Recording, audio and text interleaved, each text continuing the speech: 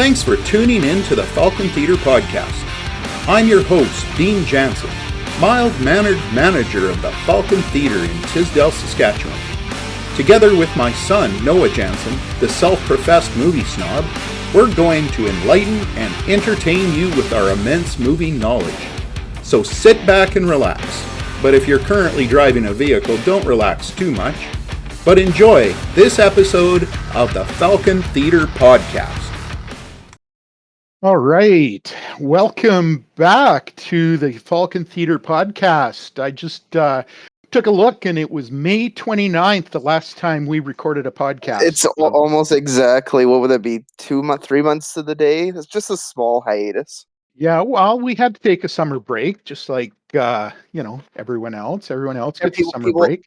People were probably thinking, oh, geez, Dean's retiring from everything now. Oh, no, we're not retiring from this, that's for sure.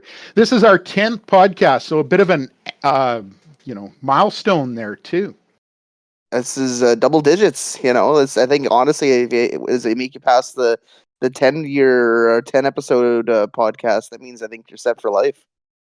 Yeah, I think we should get a trophy or something for reaching 10, It's going to be just like a fart trophy or something like that. It makes me think of, I remember my first anniversary, I went golfing with my friends and missed our, we had a supper reservation at a restaurant in Saskatoon and I missed it. And my wife was not very happy with me. And me, being whatever, 25-ish, and I was a smart guy. I said to her, well, come on, everybody's been married for 1 year. When you reach 10 years, that's something. So, that went over well. Jesus, it's a miracle I was even born. It really is, actually. Oh, she put up with a lot. And this year we just reached our 30th. So we're kind of, it was 10 year. We did a heck of a lot more than we did for our 30th anyway. But that's fair.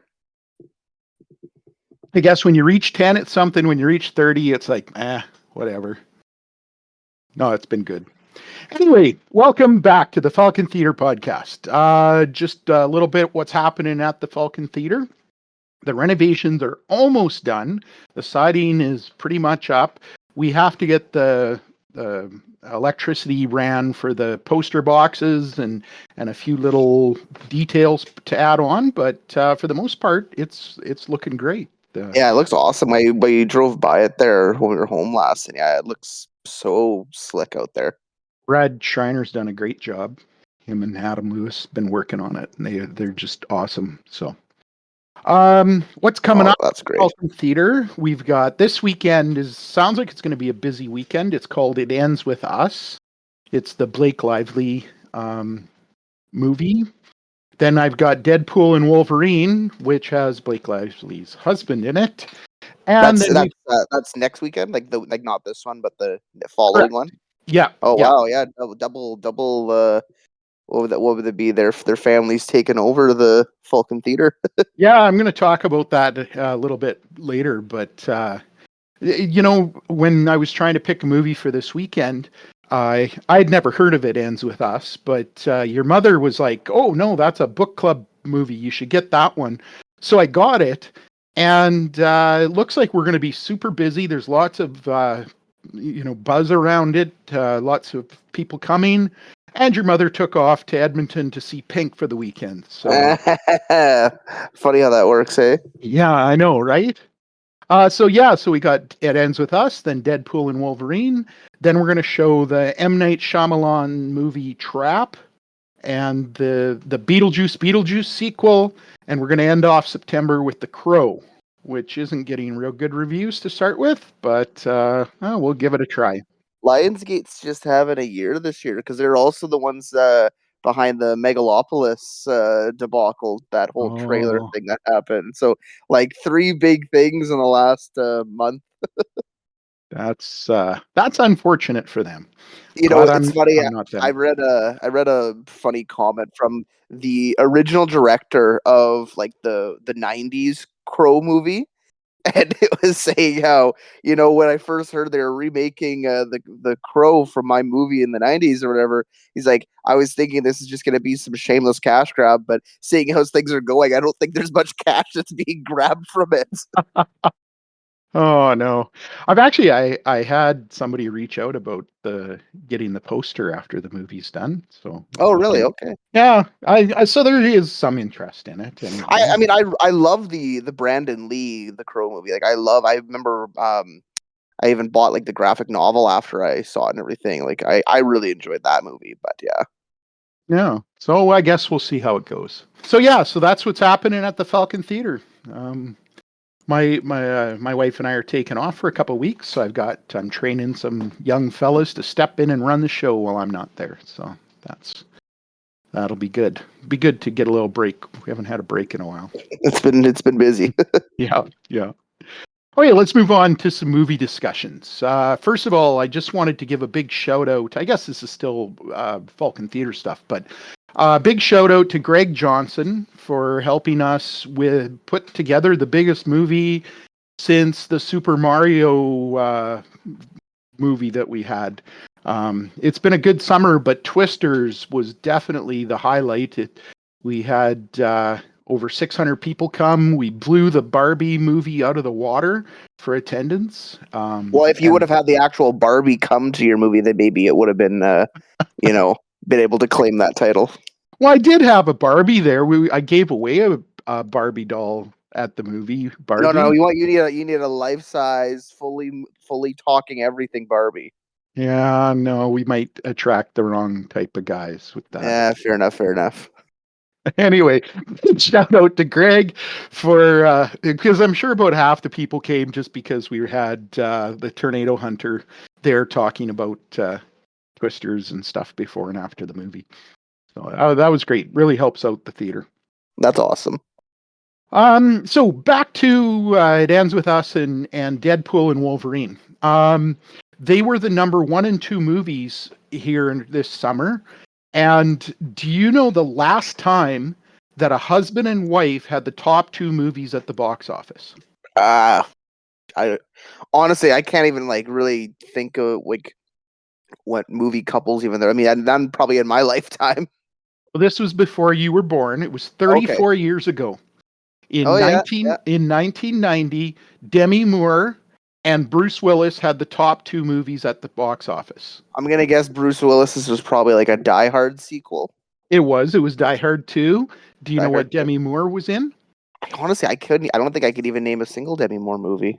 It's like one of your mother's favorite movies of all time. Oh, well, I've been banished from the family then. It's Ghost with Patrick Swayze. Okay. That came out in 1990? 1990, yeah. I thought that was more of an 80s. I guess 90s really Actually, the year I met your mother was 1990. So are you saying you're a ghost? Well, I'm not saying I'm not. Oh, geez. her and I haven't made any clay pottery stuff though. So. Oh, okay. Although I do think Mom wouldn't be too heartbroken to know that you were Patrick Swayze. So that's true. So I mean, we know how Bruce Willis and Demi Moore's marriage ended up. So what do you think? We're gonna Blake Lively and Ryan Reynolds? Is it gonna be better? I mean, they seem, I would assume, better than a 90s power couple. Maybe all we're in for is Ryan Reynolds ending up with dementia or something like that, because that seems to be the unfortunate way that Bruce Willis's life has gone down. Yeah, that's so sad. That makes me sad because he's such a big part of Hollywood there for the 80s, 90s, and 2000s. I enjoyed his movies. I never watched Moonlighting. I wasn't into his TV show. I think it was called Moonlighting. I never watched it. I didn't even know he was in a TV show. Yeah, that's actually when they cast Die Hard. He got the role, and everybody was like, "What? He's just some TV actor." They were really surprised that he got that action role. Which is funny now because of the quality of television. Like some actors, it's almost more prestigious to be a think about Breaking Bad, with what's his name there, Bryan Cranston. Cranston. You know what I mean? Like some now even like TV roles are even more highly regarded than movies. But I mean, yeah, back then it was more of the sitcoms and everything like that. You know? Yeah. No, I agree. The back then movies were seen as the pinnacle, whereas now, well, a lot of it is the Netflix stuff, though. Yeah, the Too. rise of streaming and everything. Yeah. Yeah. No, but that's interesting that it's been that long since there's been a Hollywood power couple both, claim the box office. Yeah, exactly. I thought it was an interesting stat. A little bit of Dean knows instead of no Ah, one knows. I got a question for you, son. what's that? Do you think Pedro Pascal is doing too much? Like, are you asking if I think he's stressed out? No, I mean he seems to be in everything. Like everybody wants him on their show now, and like he's Mr. Fantastic now. He's in the new Gladiator 2 movie. He's of course still doing The Last of Us, The Mandalorian.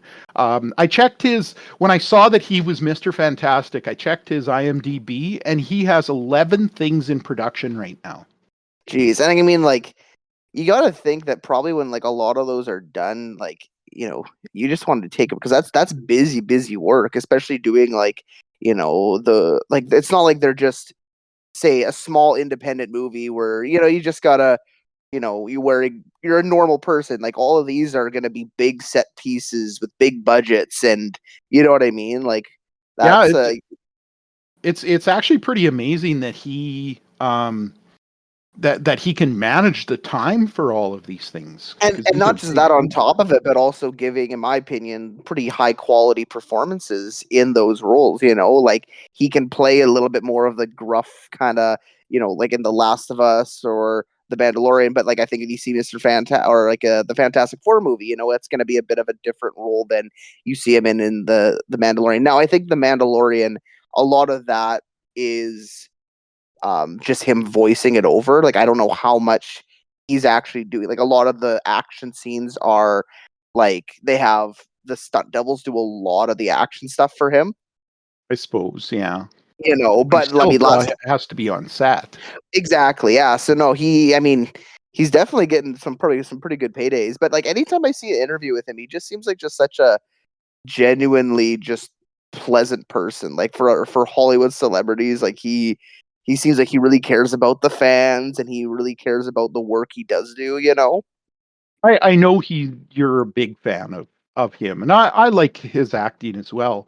Um, and you know what? I don't blame him. Like, get your money while you can, because you don't know next week you might be blacklisted, like in Yeah. Hollywood. But Mr. Fantastic, I don't see him in that role. Yeah, that's fair. Like I really liked Jim from The Office. John Krasinski John there, yeah. Krasinski. I really thought he would be a great Mr. Fantastic, and I don't know why they didn't go that direction. Because they had him in that one. What was he in? He was in the one movie. The As Doctor Mr. Fantastic. Strange. And I Right, actually right, I yeah. read that literally the only reason they added it is because it was like almost a nod to like fans who had been casting him in that role. Oh, really? Yeah, that's essentially why they asked him to do that. I guess with the multiverse, they can cast anybody in any role, right? Yeah, exactly. Yeah, Like Robert Downey Jr. Yeah. Oh, geez. Yeah, that's an interesting choice. Mhm. Yeah, I don't. I've mentioned on this podcast before, but I'm sick of the multiverse thing. I know that Deadpool and Wolverine, it's in there again, and I'm really hoping this is kind of the end of it. But They handle it in a very interesting way, a way that I was not annoyed by. yeah, I know you've seen it already. I have not, so we'll have to do another podcast after I've had a chance to see the Yeah, movie. I think you'll enjoy it. Good. Yeah, I think I will too. Moving on, because we've got lots to talk about because it's been a long time. I saw the trailer for an interesting biopic coming out. It's called Reagan, starring Dennis Quaid. Really, Have you seen it? I haven't seen it, but that's I mean, it's interesting because I mean, Reagan himself was an actor, But is it just like a movie that's like? I'm gonna assume it's probably talking very highly about Reagan. It's not kind of like say how the Priscilla movie kind of was a bit of an expose on Elvis kind of type thing, like kind of showed some of the dirt. I'm sure it's probably just like, showing how great Reagan was, I'm assuming. You know what? From the trailer, you can't really tell. And I hope they examine all aspects of his life. He's actually the first president that I remember. Like I was 11 when he was elected, so he was the first. I know there was like Jimmy Carter and that before and that, but I was young and didn't really understand that stuff. And I remember when Reagan got elected, it was a big deal. Do you remember when Reagan got shot? Oh yeah, I do, absolutely. Do you know that the guy who shot Reagan is actually a free man right now and has like a Twitter account and actively posts on Twitter his art and music? Really? Yeah, and all the comments are like, "Hey, next time, John, can you make sure you shoot better?" And like after Trump had his whole thing, they're like, "John, you could do the funniest thing ever right now." Oh. So Gotta love I enjoy a good biopic, and I'm interested in Reagan. And from the trailer, Dennis Quaid has the inflections of Reagan. He doesn't really look that much like Ronald Reagan, in my opinion, but No. he has the voice, he has the inflections. So Interesting. I'll have to see how that goes. It's just him getting the CIA to distribute crack into impoverished communities for 2 hours. That's it. Yep. It's actually, he doesn't even leave the Oval Office during the whole movie. It's just him answering the phone. It's the movie is there's an after credit scene of him being diagnosed with dementia.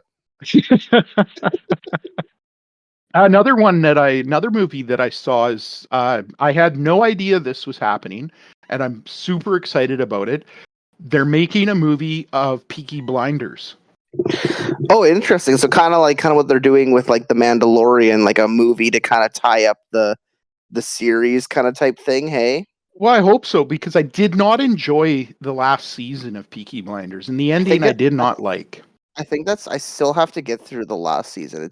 I'd probably should go and rewatch the series because it's been a couple of years. I think I got to the last season, I got bored or something like that. But I mean, I love Cillian Murphy. Yeah, and from what I've read, he has signed on to do the movie. I mean, I don't think I think that would probably have been a deal breaker because I don't think you could really do it without him. I mean, they easily probably would do it without them if they could in Hollywood, but like, I'm sure that it is gonna add. I mean, it adds just so much to the show. So much of the show is Tommy Shelby. Yeah, he is absolutely. It would have to be like a Peaky Blinders story if he wasn't in it. It couldn't be Peaky Blinders, right? Like, even though there is the ensemble, he is the main character of the show. Yeah. And interestingly enough, I know this is one of your favorites, Barry Keoghan from Banshees of Inisherin. He has been cast in it. See, I don't know why, but I always felt like I thought he was already in the show, but I guess not. No, no. I think it's just because they all have that same kind of haircut, Maybe, eh? Yeah. And I was reading the guy who created the series, Stephen Knight, and he's written the film, and he has said that the story will take place during World War II. Oh, so quite a time jump because it takes place mostly in the 20s, isn't it? Yeah, it's after World War One because there's always Tommy Shelby's always having like his flashbacks from the war in the earlier seasons. Exactly. Yeah. So that's like a 20-year time jump. So I guess they're gonna explain why Tommy Shelby looks older. I don't know. Yeah, who knows, eh? Yeah. And apparently the film's set to begin production in September. So I got a couple days if I want to get on the movie, eh? You better get on it. Yeah. They're just me in the background waving. Who's that guy? Get him out of here. So just moving along here, we're just covering so many topics so quick. We got a lot to fill in for since. Just you were talking to your friend Blaine. Yes. Tell us about that. Well, he was talking to me about that he's working on the sequel to Nobody, the Bob Odenkirk kind of John Wick like action movie, and he was saying that Bob Odenkirk's a lot shorter than he was expecting. So it kind of had us talking about how a lot of celebrities are. You see them as he's more grandiose, and I think a lot of it is to do with the characters are portraying, and they use camera angles and everything, and force perspective to make them seem bigger or whatever. But it kind of had us talking on how short are celebrities that you have met in life. And I mean, I remember when we went to the one, whatever it was, Saskatoon like comic expo thing, and Mom got a picture with like Ron Perlman, like from Sons of Anarchy and Hellboy, and he was like the same height as Mom, and I was like, what the hell? Dude, this is Hellboy. Hellboy's like 8 feet tall. Why is he the same height as my mom? So, I'll have to see if I can find that picture and post it when I post the yeah, podcast. yeah, no, 100%. And like, and it's kind of funny. I was just thinking too, like, when they were making the original X-Men movie, there was a lot of complaints about them hiring Hugh Jackman as Wolverine because he's like over 6 feet tall, and people were complaining that was too tall to play Wolverine. Right, yeah, Because because Wolverine Wolverine is is like supposed to be 5 foot short. like 5'2" or something like that. Actually, what Yep. celebrity is apparently like notoriously like weirdly short is Tom Cruise. Oh yeah, yeah. He's like 5'4" or something like that. I'm gonna look it up because I can't remember. I know he's short. And there's nothing wrong with that. There's nothing wrong with that. But He is 1.7 meters, which doesn't mean. Isn't that funny? I've grown up with metric, and 1.7 meters doesn't mean anything to me. 5 foot, 5.5. That is 5.57 feet. So so five and a half. But 5.5, and I'm sure Tom rounds it up to a good 6 foot. probably, yeah. I always like the story or the little tidbit that in Lord of the Rings, the guy that plays Gimli, the dwarf, Yeah. he's actually the tallest person Of the entire of cast. Yeah. the main cast. Yeah.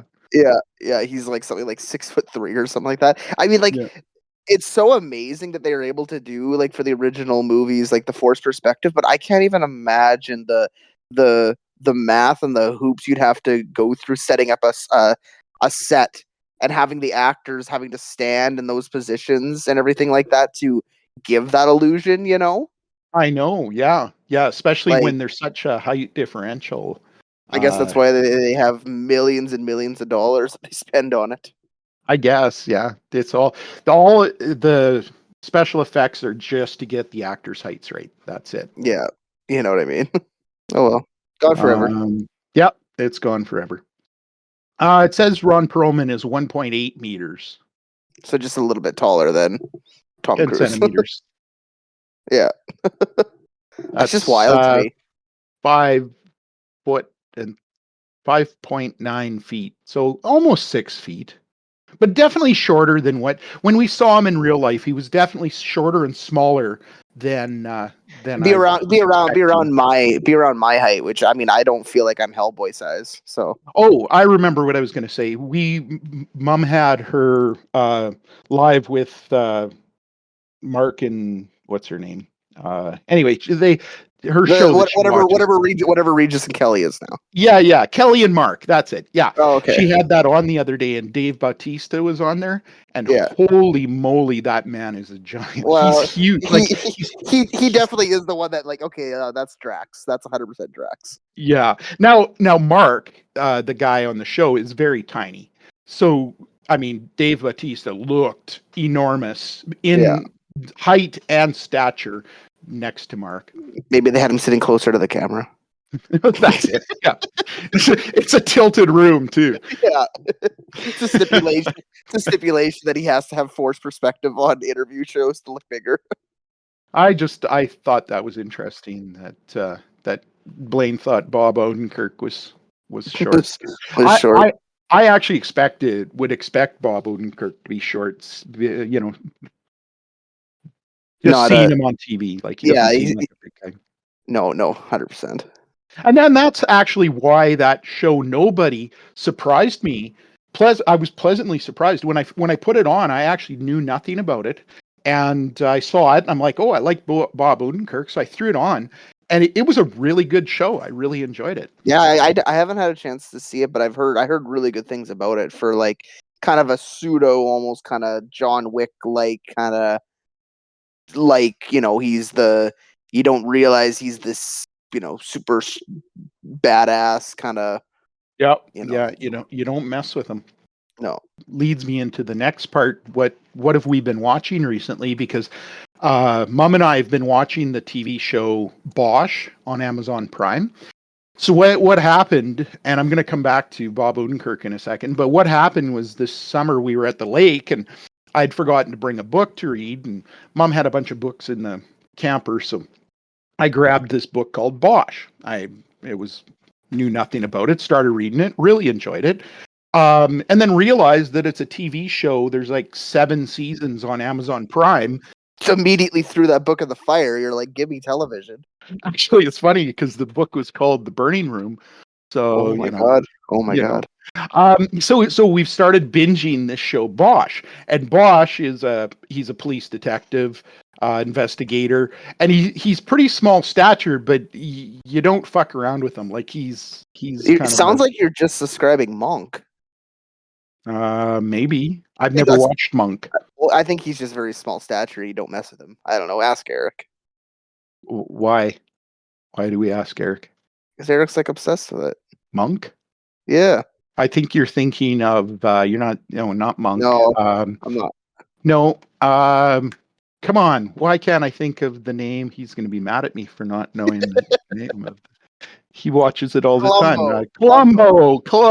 They're Yeah. both, but I think it's all the same. They're all short, really smart detectives. Columbo is not Monk. No. But No, yeah, I'm gonna. Eric loves watching Columbo. But that's good. It's a seven seasons of it. That's a good binge amount for a TV show. Yeah, well, there's like 7 seasons, and then they do this Bosch Legacy, which is I haven't gotten to it yet, but they change up the storyline or something. So I think all in all, there's like 8 or 9 different seasons of it or something. So is it like a recently made show, or is it like an older show, or? Well, no, like it started in the 20 teens. Oh, okay. So and they're still making it. The story's not over yet. Your mother's gone for the weekend. She went to see Pink up in Edmonton. And so I said to her, like, the worst part of her leaving is I can't watch Bosch for 3 days. I don't know what I'm going to do. So we finished up season 5 last night. So it was the end of the season, so I can take a break for a few days. Yeah, there you go. Feel like how, you got to wait for the next season to come out in a couple days. Yeah, exactly. So that's something I've been watching anyway. What about you? Awesome. Honestly, I haven't watched a lot of TV, but I've been watching a lot of movies this summer. So I saw Longlegs. I saw it. I really want to see that. It's on video on demand now. It just this last Friday, I believe, or so, it came on video demand, and I've already rewatched it a second time. But I demand video. it honestly, like, it for movies that have come out this year, it for sure, like, in my top 5, like, might even be in my top 3, and it's definitely in my top 5 favorite, like, horror movies of all time. And it's not even really a horror movie, like, it's I don't want to say too much without giving away the movie itself, but, like, for example, I went and saw it in the theaters, and I had my, like, smartwatch on, and I checked after, and there was points in the movie where my heart rate spiked into, like, up to, like, 110 just due to the suspense. It's like, to kind of give, like, a quick little rundown, it's about, like, a FBI agent who is tracking these family murders that are happening, like, all around the country, and all of them look as though they would be like a murder suicide. Like, all of them have the same MO of, like, the father killing the family and then killing himself. So you wouldn't think they would be connected, but every single one of these like houses that have had these families murdered in have like a zodiac like letter left signed Longlegs at the end. And Longlegs is played by Nicolas Cage.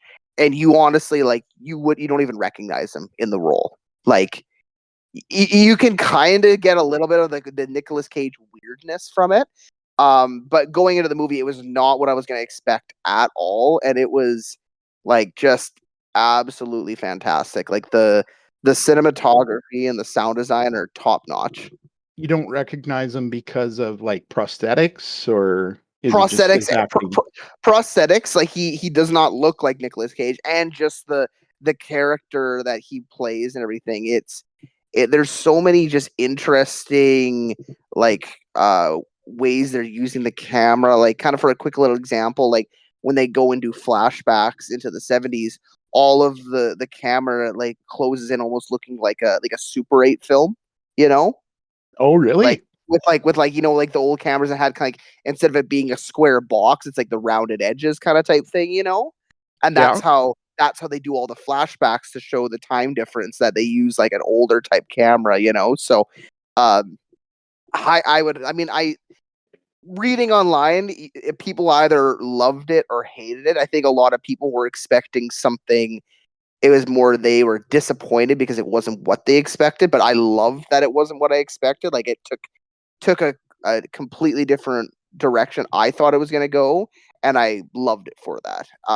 But yeah, Nicolas Cage, I honestly was saying like that this will probably be like, you know, for his career, one of the roles he'll be really remembered for, because it's such a unique character that he kind of portrays in the movie. So yeah, It's not one that I looked at it for the theater. I thought about it, but to be honest, like horror movie, suspense type horror has not done well typically at our theater, and so I didn't know anything about it, but I didn't book it because it just didn't look like something that would do well the at our theater. theater that when we went and saw it in Regina here, the theater actually was like packed for the movie, which was actually surprising, because I kind of was like, well, it's kind of a like not like an indie movie, but it is like a little bit more of like a not a huge major release. But and the interesting thing too is the director,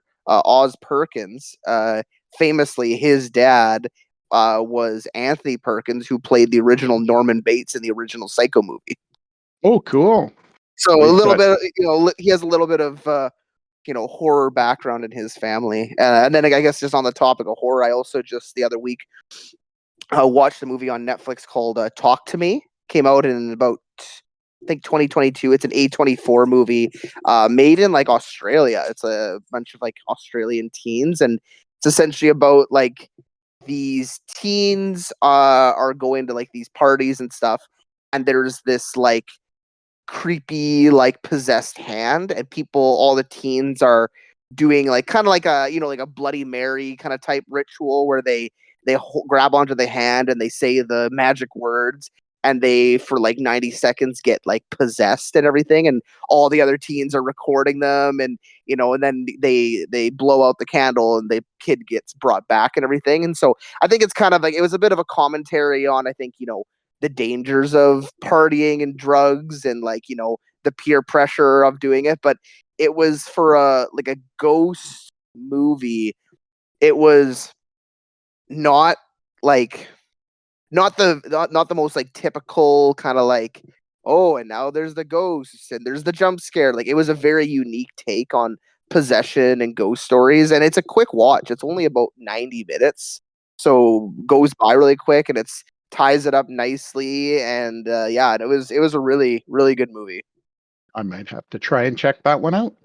Yeah, I mean, again, it's A24, so I'll always eat those up. But Yeah, there's a new A24 movie coming to theaters here right away.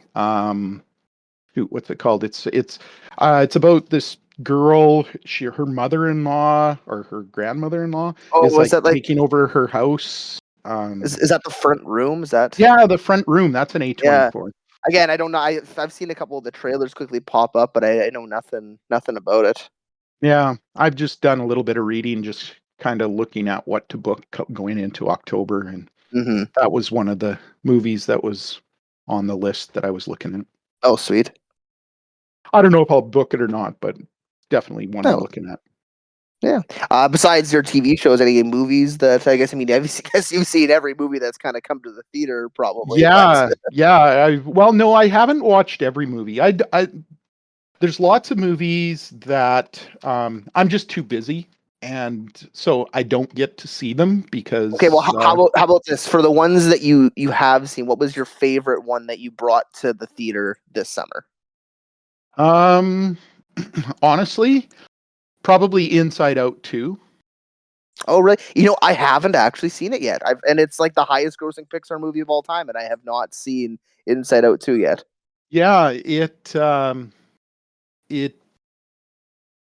it really nailed teenage emotion. Like they hit the nail on the head, in my opinion. They got it right. Um, there's I've actually watched a pile of movies since our last podcast. Since in the last 3 months, I've watched The Fall Guy. I've watched Mad Max, Furiosa, The Kingdom of the Planet of the Apes, Bad Boys, Ride or Die, Fly Me to the Moon, Harold and the Purple Crayon, Borderlands. I've watched a lot of movies, but none of them, I didn't love any of them. Yeah, there was a lot of like this kind of summer, everything. There've been a lot of really just like fine, okay movies. I feel like compared to I think last year, like last year was such a standout year for like film and movies, like with Barbie and Oppenheimer and everything. Like so many movies that were coming out were just like knocking it out of the park. I'm not saying that it's bad this year. Like we still, like I said, we've had Long Legs, we've had Dune 2 and everything. Like there's still been some great movies that have come out, but I feel like it's a little bit more lackluster than previous years here.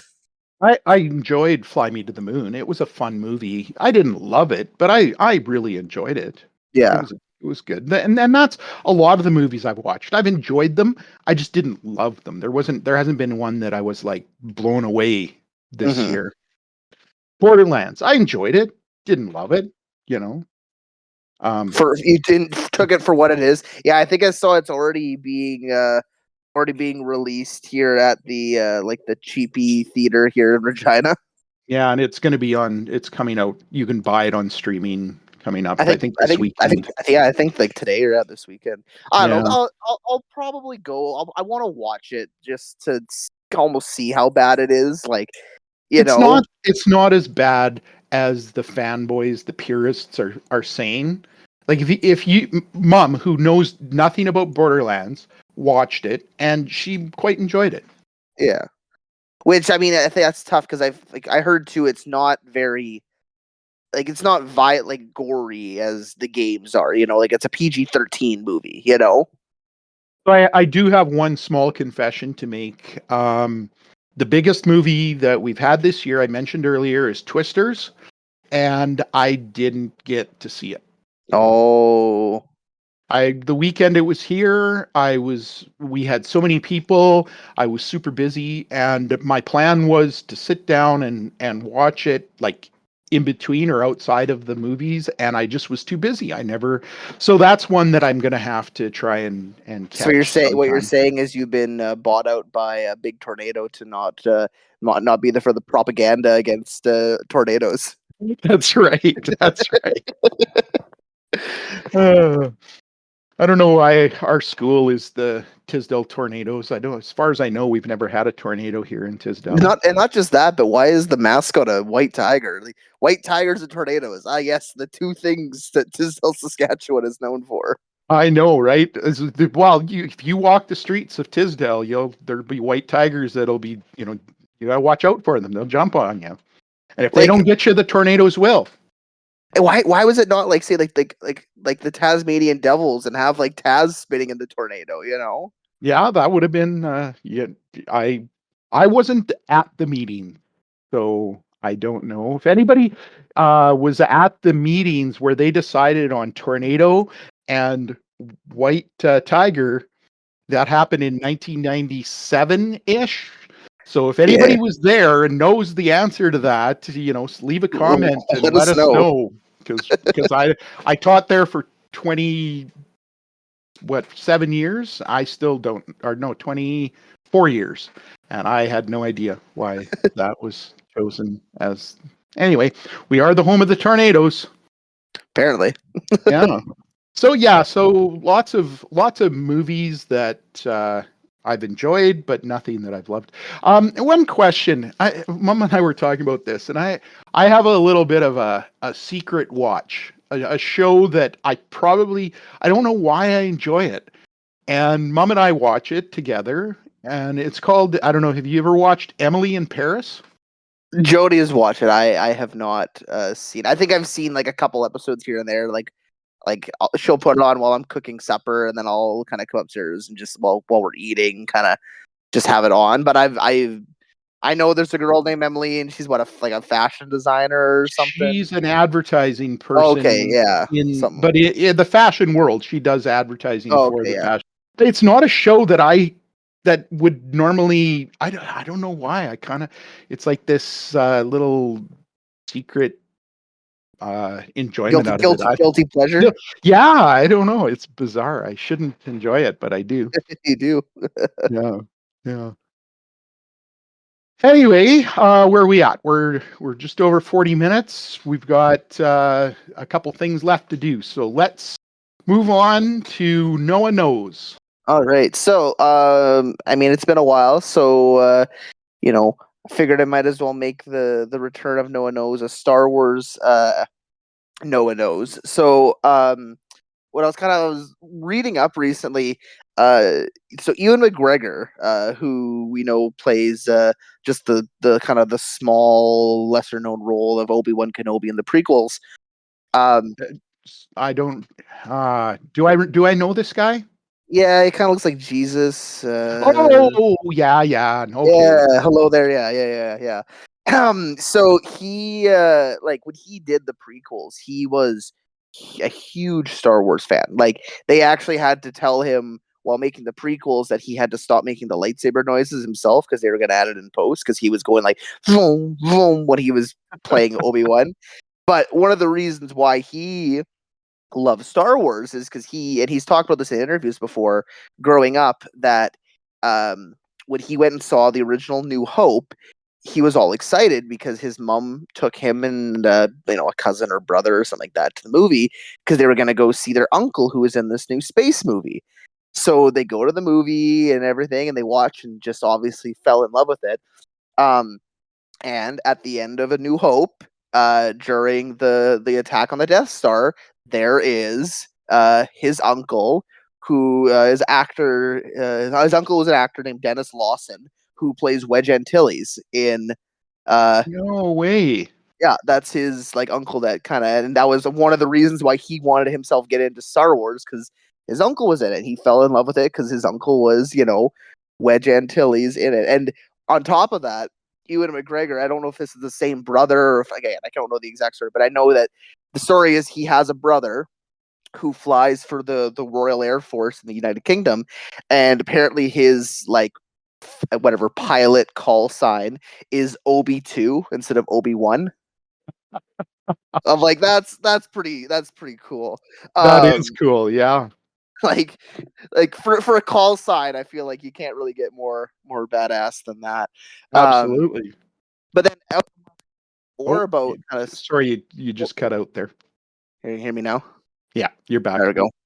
Kind of reading more on, I was, about A New Hope and Star Wars. So, I was reading about kind of grossing for movies. And so obviously Star Wars was, for 1977, the highest grossing film of that year.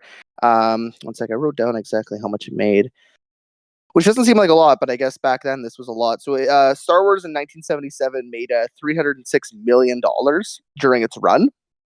But do you know what movie in 1977 was the second highest grossing movie behind Star Wars for that year?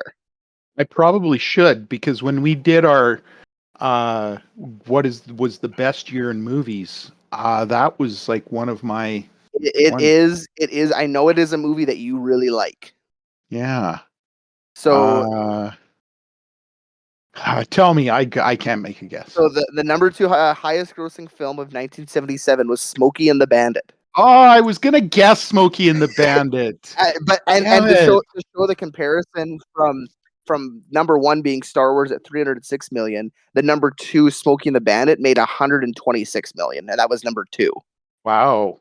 And then looks like Close Encounters of the Third Kind was like close behind Smokey and the Bandit with like Yeah. 115 or something like that. But Yeah. I just found that funny that the big sci-fi space movie is you know the number one, and then the next one is it's just Burt Reynolds. It's because kids like me went to see Star Wars. I went 8 times in the theater to see Oh it. yeah. Because that was the only way you could see it, and I absolutely loved it. So And that's curious to think, like if the ability for at home video and everything like that, would a lot of those older movies have not made as much money if there would have been an option that in 6 months I'll be able to see it at home. You know what I mean? Because back then absolutely. that was the only way you could see it. Yeah. And not only on top of that, but even going further into like the 40s and 50s, they would also have before the movies, the Flash Gordon, the serials that you could watch that people would go just to see them each week, or Mhm. even during like World War II, they would have like before movies news updates from the war and everything like that, completely unrelated to the movie. That was just the way you kind of consumed visual media then, so how much of the movie A lot profit of was due people to other didn't have things. TVs.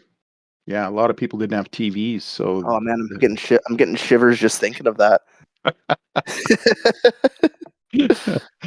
uh, so on the Star Wars theme that you were just talking about, I see that the Acolyte has been canceled, which is not Yeah. surprising. No, it's not. Like I think it definitely it got better as the season went Mm. on, but that's like saying you went from like, oh well, someone pooped in my ice cream to, well, they just peed in it a little bit.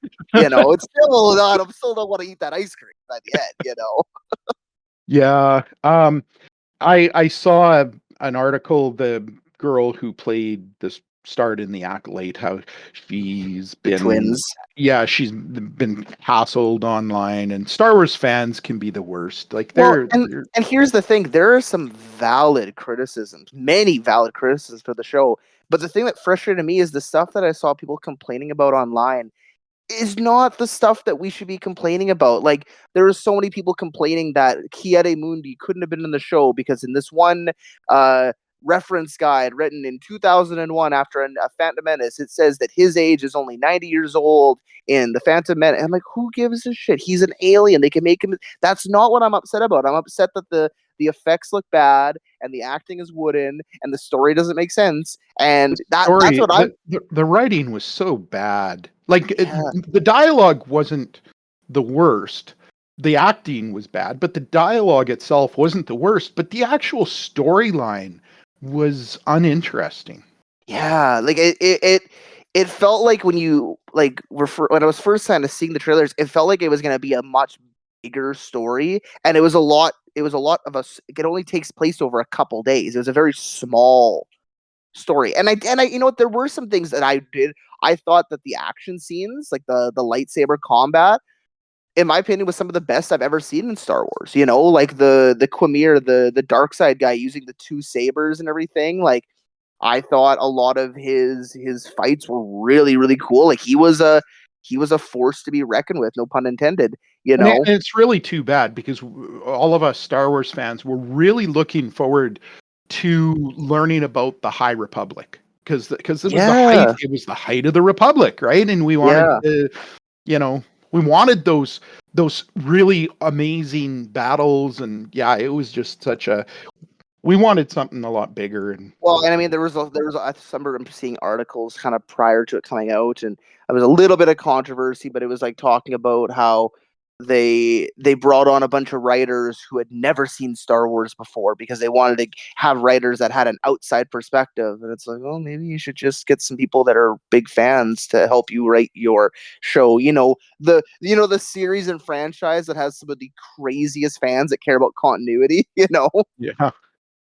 Yeah. And I mean, I'll go on top of it too. Even like the creator, the showrunner, the Leslie Headland, like she has a lot of controversy because she was like Harvey Weinstein's like personal assistant for like 20 years or something like that too. So Oh, I wasn't aware of that. yeah. So I mean, like there's I feel like the show started with a lot of kind of controversy, but then I feel like it just got muddled in. Hey, we're making a 20-minute episode, and it feels like the episode ends halfway through a 40-minute episode. Like. Yeah.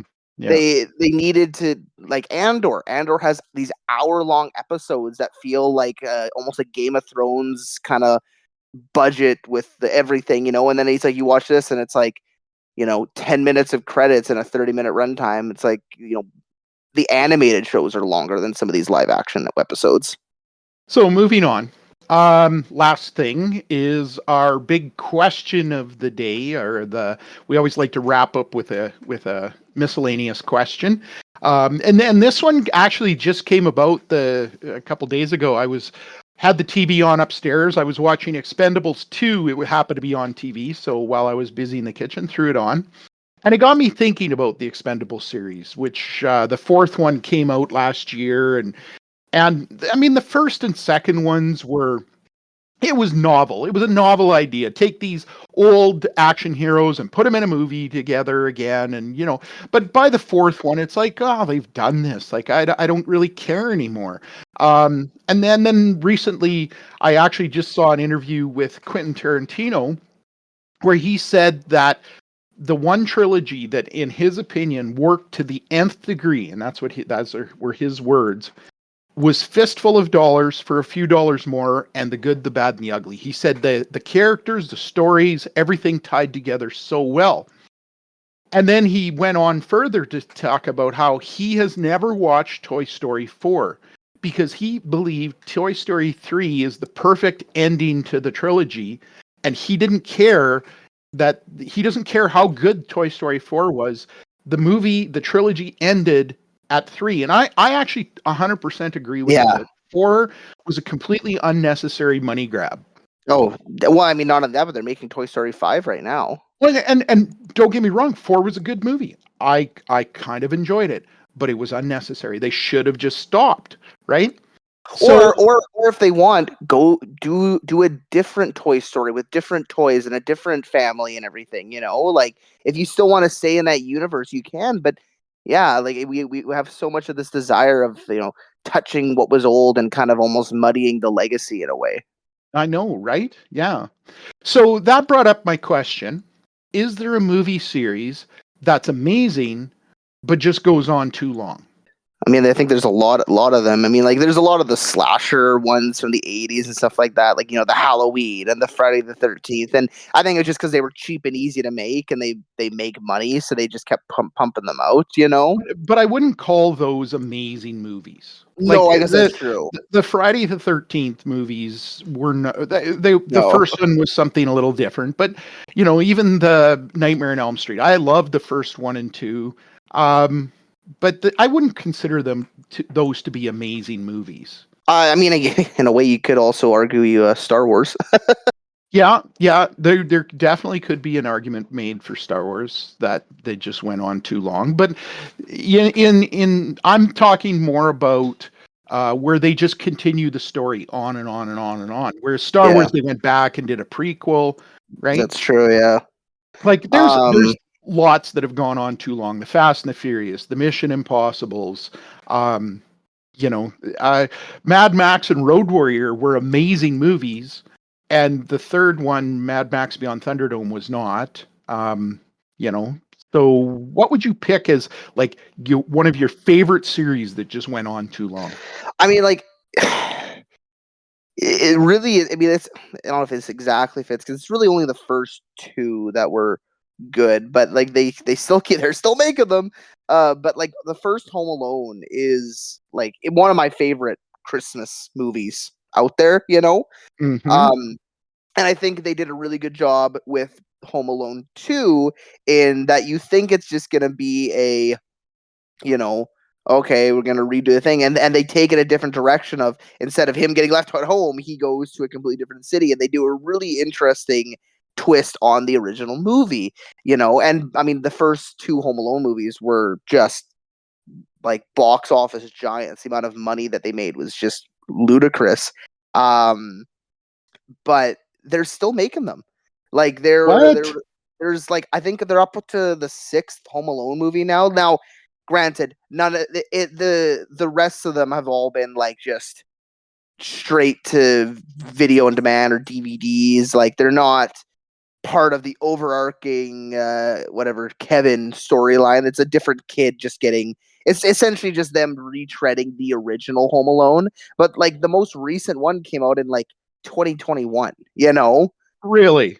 Yeah, like they're still making these, And like I mean, I know he's retired from acting, but like I think it'd be almost interesting if they were to do like a revival or reboot, if they really wanted to do it and have Macaulay Culkin come back and have it almost be like hit like Kevin as an adult and have him almost like a Saw movie, like he has the burglars trapped in his house of horrors and everything like that, and it's all the traps from when he was a kid, but now like amplified to adult level, Yeah, yeah, But yeah, that's the one I would say that's like they're obviously just beating the dead horse to get every dollar they can out of it, yeah.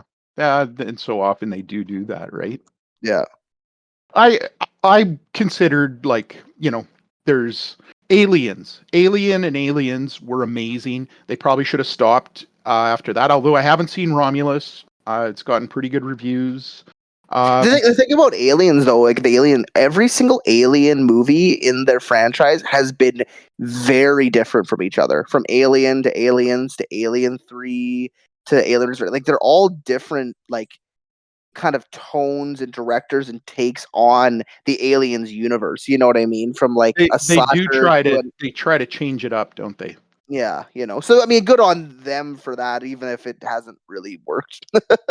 Well, my pick for a movie series that was amazing, that lost its way and went on too long, is the Indiana Jones series. Yeah, They yeah. really should have just ended it after 3. It would have been. I didn't love 2, but I loved like favorite movies. I can rewatch them all the time. 1 and 3. I'll watch 2 again. But since then, the rest of it has just been garbage. Yeah, like and I would say that the 5th one was certainly better than Kingdom of the Crystal Skull, but it was like I would still put the original 3 above number 5, like You and I could have written a better story for number 5. yeah, like I feel like sure, it's cool seeing them, and honestly, like the whole ending part of it when they actually go back in time and everything, I thought that was amazing. And I'm like, this is how they end Indiana Jones. End with the guy that's been obsessed with history, have him die in the past, have him stay there and We're have stuck like in the past. Yeah. yeah, no, he comes back to the future. Like screw off. Like that would have been such a perfect end to the entire Indiana, storyline. Like that would fit his character, and he even wants that. He wants to be there in whatever it was, Archimedes or whatever the Greek guy was. Like the Yeah. fact that he could, and and they could even have had at the very end have a different and if they want to go with if they want to go with stay in the Indiana Jones universe per se, but have a different, whatever archaeologist adventurer, and have the end of the movie be, them opening up some sort of sarcophagus thing, and there's India, and they would have the hat would be in the tomb or something like that. You That know would what have I been mean? awesome. That would have been so cool, but no.